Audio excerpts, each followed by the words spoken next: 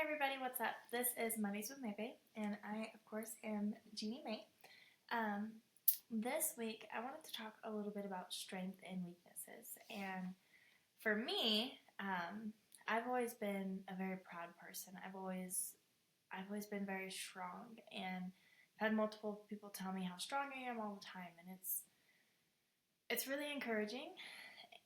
But it's also kind of like a curse because I don't know what it feels like not to have to be strong. And it's been really hard because I've always had to be strong. When I was a little girl, I had to be strong. When I was going through all the abuse and everything, and then at 14, I got diagnosed with cancer, and I had to go through treatment and surgery all by myself. I had to be strong all over again, and I've had to be strong for so long. I don't know what it feels like not to be strong.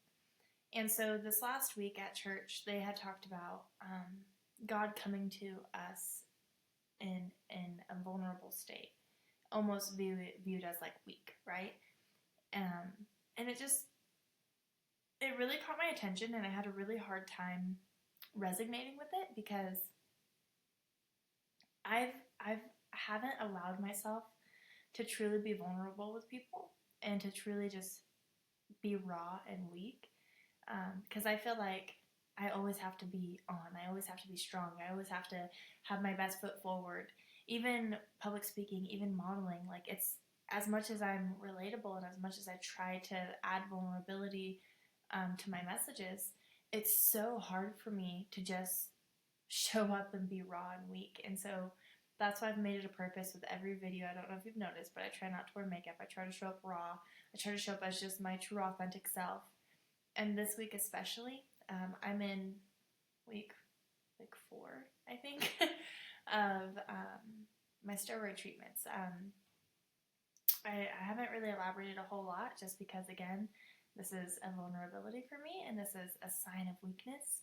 But my cancer has been growing and my tumor's been growing, and it's been causing a lot of issues for me. I've been having a lot of headaches. I've been having just a lot of pain and discomfort, and so they started me on steroid treatments, a really specific steroid treatment. I can't remember what it's called, but and the whole purpose of it is to help with the inflammation around the tumor and to help with the swelling and hopefully over time decrease it enough for me to be comfortable and for me to sustain. And then after like a year or so, possibly go back in for treatment, just depending on how rapid it is and everything, because the type of tumor I have is a really rare genetic glioblastomas, and it's really aggressive. And so unfortunately, it's something that I'm going to be battling my whole life. It's the same cancer that killed my dad. It's the same cancer that killed one of my brothers. And unfortunately, I have it now. And I've been battling it since I was 14. So like I said, I've had to be strong. But it's starting to wear on me, and it's starting to just consume me. And like today, I've literally been in bed all day. I've been sleeping all day, and I don't know if it's from the steroid. I don't know if it's from my tumor. Like, I don't know. But what I can tell you is lately I've just been absolutely exhausted, and I've been so weak and so vulnerable, and just, I don't even have fight in me. I don't even have fire in me. I'm just like, ugh. Like, even getting out of bed today to go shower was such a task, and it's just been exhausting, absolutely exhausting. And so I really wanted to talk about this message that Pastor Jake shared with us this last week about strength, because for me, it was almost eye-opening to hear that God is, I mean, he's the cosmic king, right? Even a stone would recognize him. There's a verse in the Bible, I can't remember exactly which one, but it talks about, you know, the stones would even cry for him because he's the king of the universe. Like, everything would recognize his maker. So why can't we recognize him? Why is it sometimes we don't recognize him? Why is it sometimes we see a miracle or we see him working, but we refuse to accept that that's God? We refuse to accept that it's greater than us. I know I do it all the time. There's so many different times when I'll see something happening right before my eyes, and I try to find a reason for it. I try to find anything that makes sense because I can't possibly accept that that's God working, right? And so it was just really eye-opening to me. And I watched the movie The Shack today, and that part stuck out to me so much because in the movie, if you haven't seen it, I won't give it away too much, but in the movie, this dad goes through this incredible loss and this incredible pain of losing a child, and he just has so much anger, built up anger inside of him about, towards the guy that killed his daughter. And God comes to him in this near-death experience he has. God comes to him and reveals himself as first as a woman from his past, and is there to help him and guide him. And then there's God, Jesus, and the Holy Spirit, and they're all there to show him differences and show him different circumstances and draw him near and just remind him that he is loved. And even with all this anger and all this pain, it's okay to forgive, and it's okay to move on, and it's okay to be weak and vulnerable, because God is there to give you the strength that you need. God comes to us in vulnerability, and through people we know, through visions, through dreams, through anything. God comes to us to make himself vulnerable and weak, to show us how much he cares for us. And it's just this beautiful story of this dad that goes through this whole journey of going back to God and letting go of all of his anger and letting go of all of his fear and forgiving even the guy that killed his own daughter, because God pushed him and showed him, I love all of you equally. And it was just this beautiful battle of your emotions, and it's a beautiful reminder that you can't do anything without God. And as much as we want to be the judges of our own lives, it's not up to us. And so in one of the scenes specifically, God changes his identity. And he goes from this older woman that this dad knew to this guy. And he says specifically, for what we're about to do today, you need a father. You don't need a mother, you need a father. And the dad instantly recognized who the person was and was like, Papa, is that you? And long story, but his wife always recognized God as Papa, and so his kids recognized him as Papa, and so it was just, God was Papa to this family, which I love. But and he says, Papa, and the God was like, yes, for what you're about to do today, you need a dad. And so that just clicked with me, because I remembered when he said, when Jake said at church, he is the cosmic king, even stones would recognize their master. This father has literally just woke up, looked over, saw this random man standing there, and recognized him as God immediately. And it made me kind of ponder and question, how many times has God tried to present himself into my life, and I just didn't recognize him?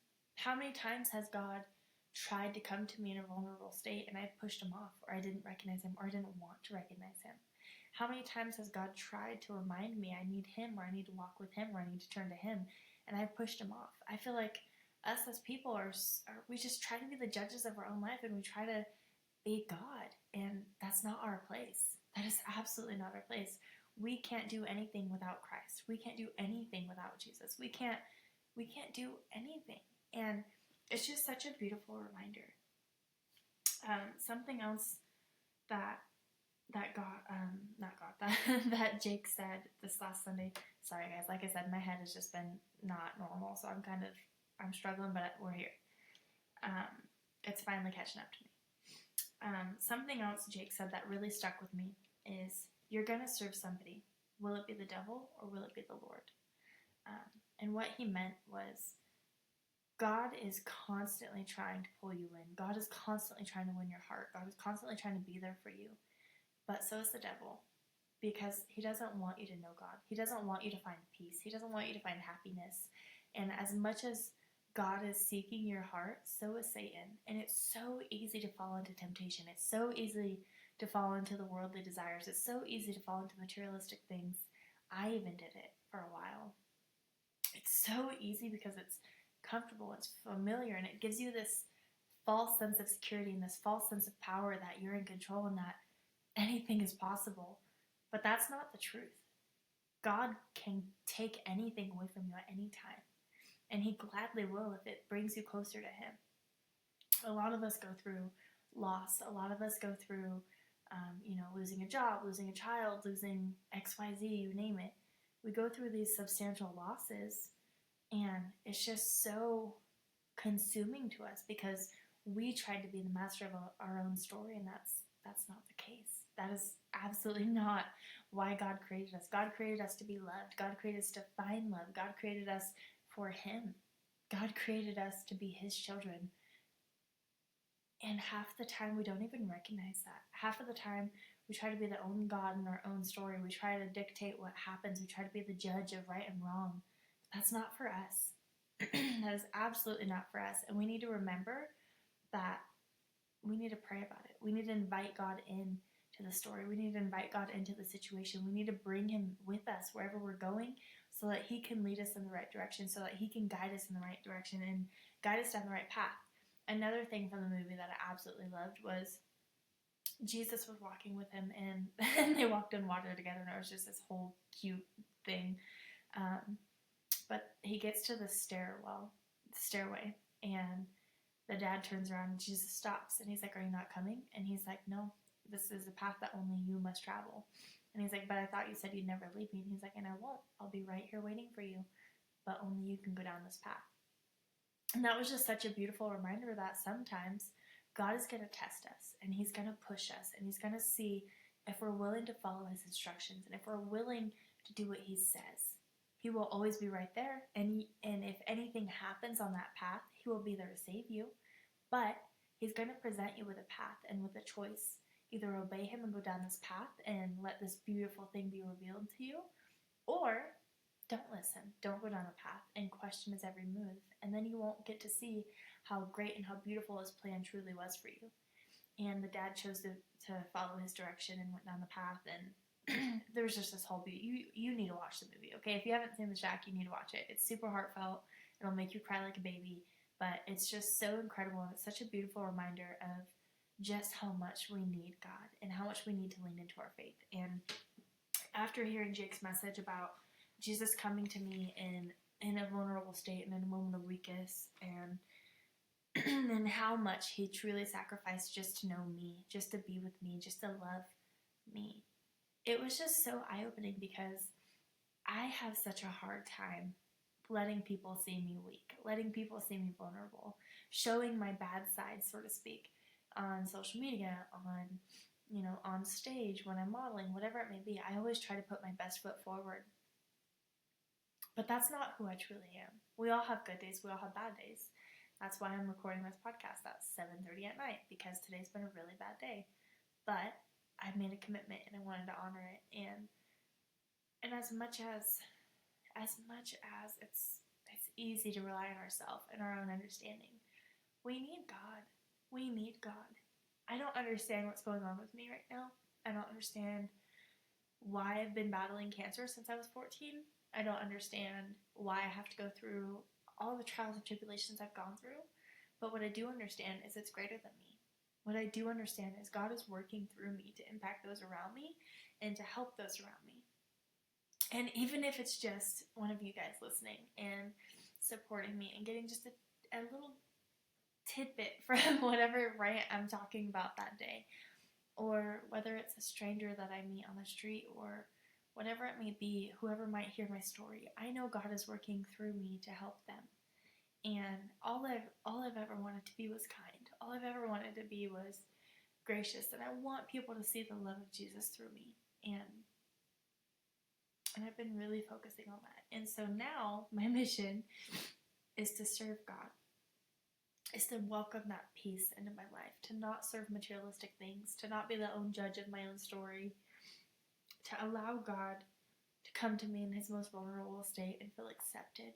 And for me to go to others in that same state and feel accepted, and to just truly show people that God loves you for who you are, just the way you are. You are enough just the way you are. You don't have to be something you're not. You don't have to harden your heart. You don't have to try to protect yourself, because God made us to love. God made us for love. So it's time that we start loving ourselves so other people around us can love us also. That is all I have for you. Like I said, I'm sorry I'm kind of all over the place, but I'm just absolutely exhausted today and wore out, and I don't know what's going on with me, but hopefully the doctors can figure it out soon, because I'm just so tired. But I love you guys. Thank you again for your continuous support and for being here today.